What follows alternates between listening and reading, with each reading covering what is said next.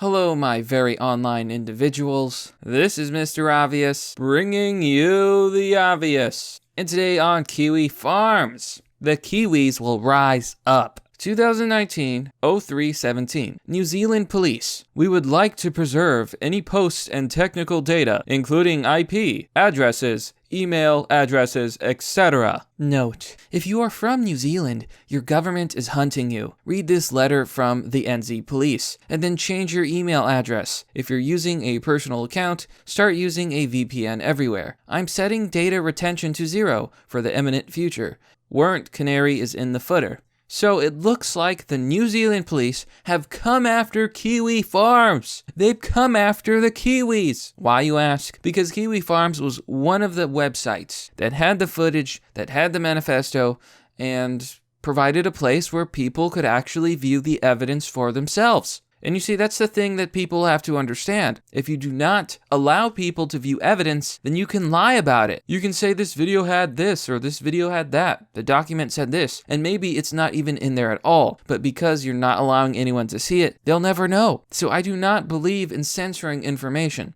Now, what does this email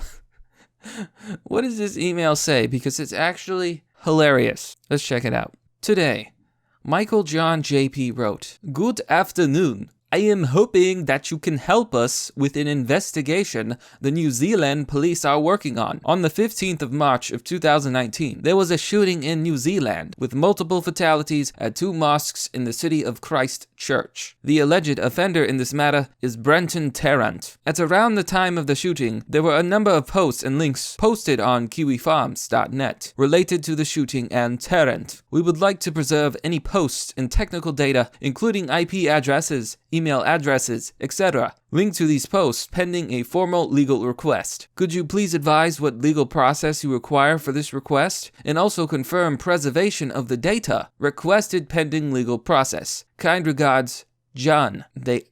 So they emailed Kiwi Farms. They emailed Kiwi Farms and said, "In New Zealand, it's illegal to share information about this attack. Therefore, we want IP addresses, we want emails, we basically want you to give us the personal information of your users." The email goes on to say, "Warning.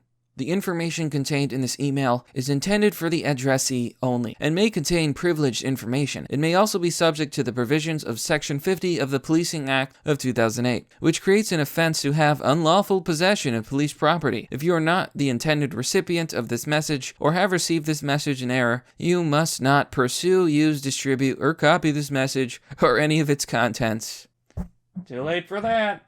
Also note, the views expressed in this message may not necessarily reflect those of the New Zealand police. If you have received this message in error, please email or telephone the sender immediately. So how did the absolute mad lad, the operator of this website, react? How did the Kiwis respond? Is this a joke? I'm not turning over information about my users. The person responsible for posting the video and manifesto PDF is myself. I feel really bad for you guys. You've got a quiet nation, and now this attack is going to be the first thing people think of for the next 10 years when they hear the name New Zealand. But you can't do this. Tell your superiors they're going to make the entire country and its government look like clowns by trying to censor the internet. You're a small, irrelevant island nation, barely more recognizable than any other nameless specific sovereignty. You do not have the clout to eradicate a video from the internet, and you do not have the legal reach to imprison everyone who posted it. If anyone turns over to you the information they're asking for,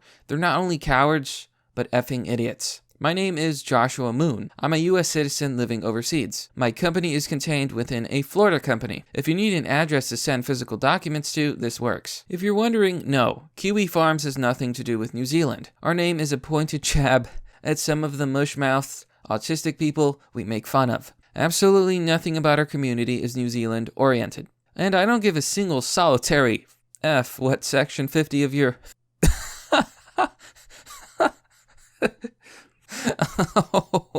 Oh, absolute mad lad.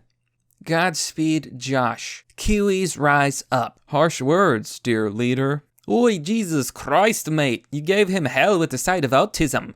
Well done. Imagine trying to ban a video that will let everyone know exactly what went down and how horrible it was. The video and the manifesto turn the attack from a list of numbers and title to the inner workings of a demented person who went out to kill innocents. People can only benefit from being able to access it. Besides, some dude lied about chasing the killer and breaking his windshield with a shotgun, but you wouldn't know that unless you had access to the video. Stay safe, Kiwis. The government wants your right to shitpost and woo freely. Oh, I do declare. I feel really bad for all the users of this site who live in New Zealand and have to put up with all this shit. If he wasn't sure if KF is American, he should be satisfied now. Nothing says I'm American more than F you and F your shithole country. Hi, Josh. Appreciate your quick response. We'll definitely consider what you said.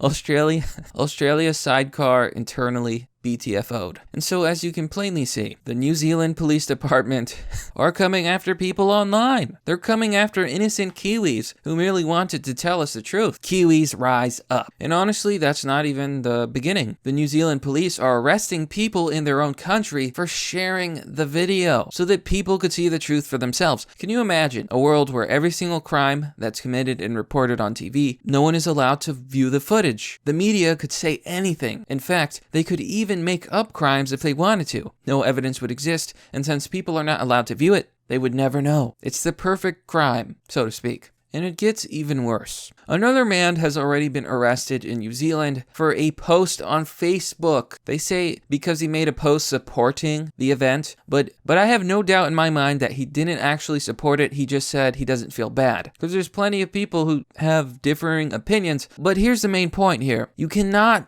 arrest people for having the wrong opinions. It's called freedom of speech. And I guess New Zealand doesn't have free speech. And this is exactly what the madman wanted. He wanted the left to rain down upon everyone, control them, police them, escalate things, accelerate. He wanted this to happen, and they're falling right into his plot. New Zealand threatens 10 years in prison for possessing a copy of the video. Web host warned, dissenter banned. New Zealand authorities have reminded citizens that they face up to 10 years in prison for knowingly possessing a copy of the video, and up to 14 years in prison for sharing it. Corporations such as web hosts face an additional $200,000 in a fine under the same law. But New Zealand is a small country and their jurisdiction certainly does not go out very far. They can't just do whatever they want to anyone.